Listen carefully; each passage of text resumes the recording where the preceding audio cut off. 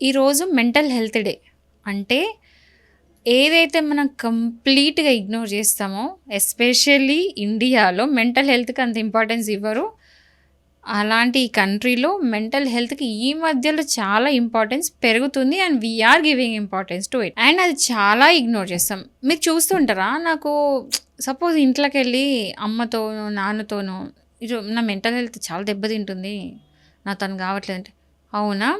ఒక్కటి వీకితే గమ్మున ఇంట్లో కూర్చుంటే అన్నీ పోతాయి అంటారు. అంటే అట్లాంటి మెంటాలిటీతో పెరుగుతూ వస్తున్నాం మనం. మెంటల్ హెల్త్‌కి ఇంపార్టెన్స్ లేదు అని చెప్తా నేనైతే. బట్ చాలా మారుతున్నాయి. ఎస్పెషల్లీ కోవిడ్ తర్వాతనైతే మెంటల్ హెల్త్ మస్తు ఖరాబ్ అయిపోయింది. అందరూ సిక్ అయినరు. మెంటల్లీ, ఫిజికల్ కాదు.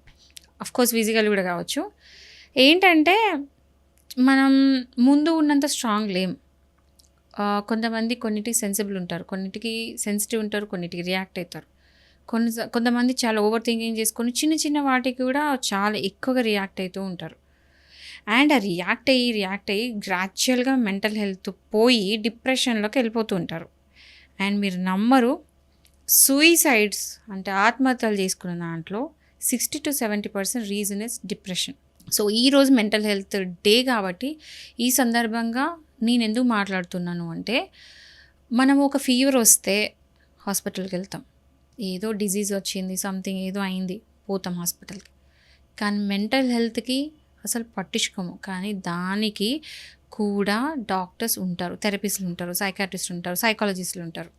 ఏదైనా ఇష్యూ అనిపిస్తే కౌన్సిలర్స్ కూడా ఉంటారు. ఏదైనా ఇష్యూ అనిపిస్తే దాని పిచ్చిలా ట్రీట్ చేయకుండా ఎందుకు ఇట్లా అవుతుందని చెప్పేసి వెళ్ళి కౌన్సిలింగ్ తీసుకోవడం చాలా ఇంపార్టెంట్ అండ్ నెసరీ. ఓకే, దాన్ని ఏదో పెద్దగా నాకైనా పిచ్చి ఉందా, నేను ఎందుకు వెళ్ళాలి అని అనేవాళ్ళు ఉన్నారు. నో, ఎవరు కావాలంటే సీక్రెట్గా వాళ్ళని వెళ్ళండి, ఎవరు చెప్పకుండా. కానీ దాన్ని క్యూర్ చేయించుకోండి. ఎందుకు చెప్పాలి? క్యాన్సర్ కూడా ట్రీట్మెంట్ ఉంది, కానీ డిప్రెషన్కి లేదు. And depression will lead you nowhere. So ఈ మధ్యలో కంపారిటివ్లీ, అంటే నేను జెండర్స్ తీస్తలేను ఇందులో, అంటే మేలా ఫీమేల్ అని మాట్లాడతలేను. కానీ గమనిస్తే ఫీమేల్స్ కంటే మేల్స్ ఎక్కువ డిప్రెషన్లో ఉన్నారు. అంటే ఆడవాళ్ళ కంటే మగవాళ్ళు ఎక్కువ డిప్రెషన్లో ఉన్నారు. Many factors.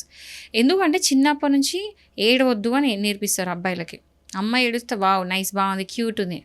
అదే అబ్బాయి ఏడుస్తే ఏంట్రా అమ్మాయిలా ఏడుస్తున్నావు అని చిన్నప్పటి నుంచి చెప్పి చావగొడతారు. వాళ్ళు ఇంకా ఏడడానికి కూడా ఫ్రీడమ్ ఉండదు, ప్లేస్ ఉండదు, చెప్పుకోవడానికి మనుషులు కూడా ఉండరు. అలాంటి సిచ్యువేషన్స్లో అబ్బాయిలు ఉంటారు. సో ఇక్కడ ఏమవుతుంది అంటే వాళ్ళు ఎక్కడ ఎవరు షేర్ చేసుకోలేరు. అదే